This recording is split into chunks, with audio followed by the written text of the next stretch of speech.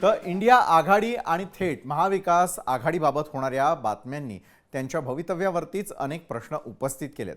यावर अधिक चर्चा करण्यासाठी आपल्या सोबत जोडले गेलेले आहेत उद्धव बाळासाहेब ठाकरेंच्या शिवसेनेच्या उपनेत्या सुषमा अंधारे, शिंदेंच्या शिवसेनेचे प्रवक्ते अरुण सावंत आहेत, शरदचंद्र पवारांच्या राष्ट्रवादीच्या नेत्या विद्याताई चव्हाण आणि काँग्रेसच्या प्रवक्त्या हेमलता पाटील देखील आपल्या सोबत या क्षणी जोडल्या गेलेल्या आहेत।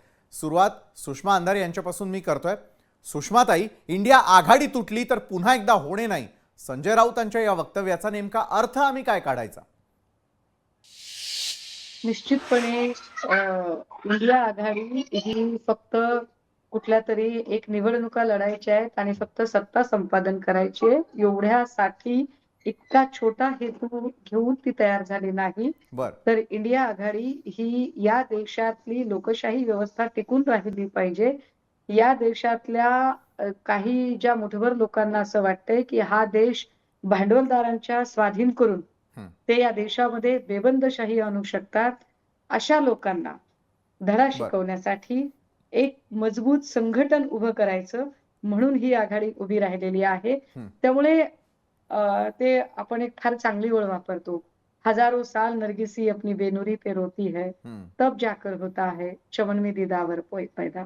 तर खूप प्रयत्न केल्यानंतर जेव्हा असा एक योग येतो आणि ही सगळी माणसं एकत्रित येतात तेव्हा ते सहजासहजी विखुरलं नाही गेलं पाहिजे असं वाटणं फार स्वाभाविक आहे। बरोबर आहे, विखरायला नको आहे। मात्र विधानसभेवेळी जागा वाटप लांबलं तर विधानसभेनंतर तिन्ही पक्षांमध्ये समन्वय उरलेला नाही, यात मग किती तथ्य मानायचं आम्ही? राऊत तर हे बोलतात, तुमची भूमिका काय सुषमाताई?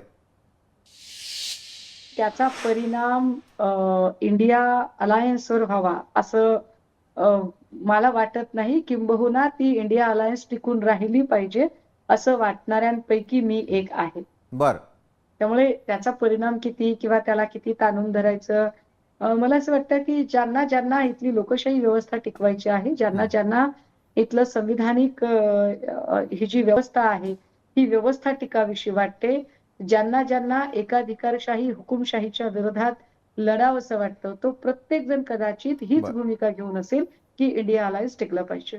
सुषमाताई, अहो ओमर अब्दुल्ला, ममता बॅनर्जी यांनी इंडिया आघाडी राहिली नसल्याचं वक्तव्य अचानक का केलं बरं? तर याला सर्वस्वी काँग्रेसच जबाबदार आहे असं का?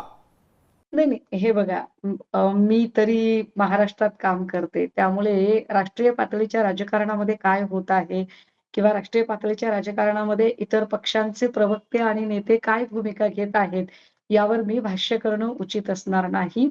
अ, मात्र मला असं वाटतंय की हा काळ सगळ्यांच्यासाठी एक कसोटीचा काळ आहे आणि या सगळ्या कसोटीच्या काळामध्ये कारण काय असतं की यशाला अनेक बाप असतात, अपयश पुरतं असतं।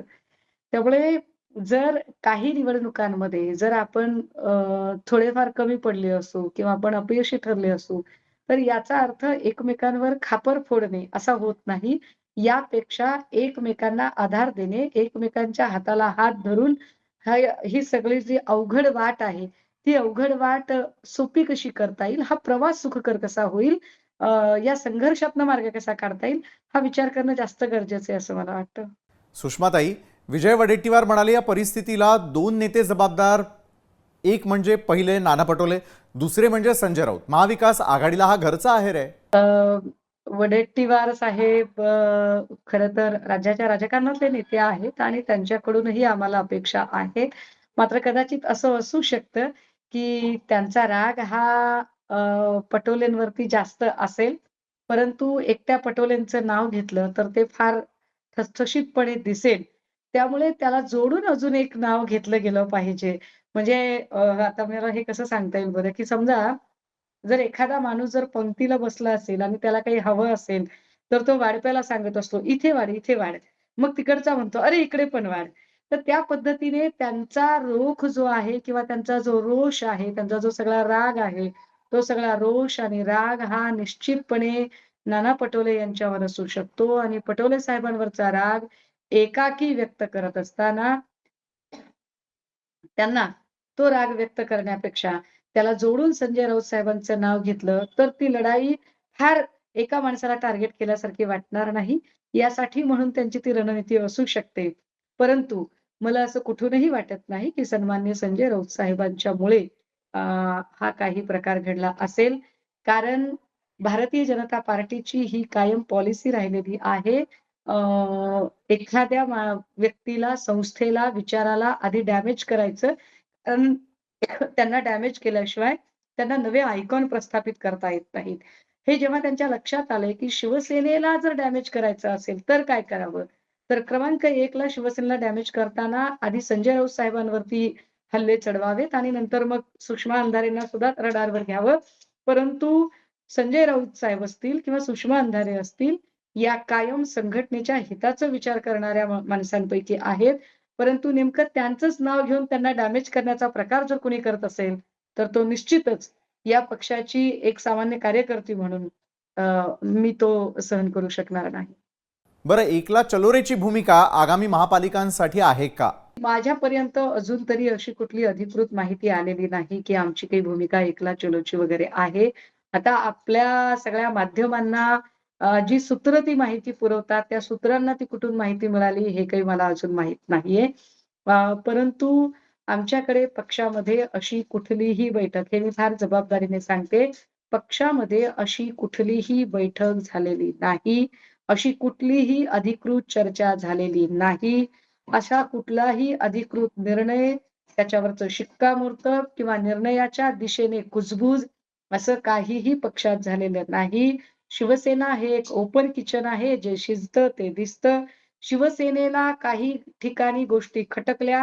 होय, आम्हाला प्रणिती शिंदेची भूमिका खटकली. आम्ही आहत झालो. आम्हाला दुःख झालं. आम्हाला वाईट वाटलं. आम्ही ते अत्यंत स्पष्टपणे मांडलं. पण असं काहीतरी पाठीत वगैरे खंजीर खुपसणाऱ्यांपैकी आम्ही नाही आहोत.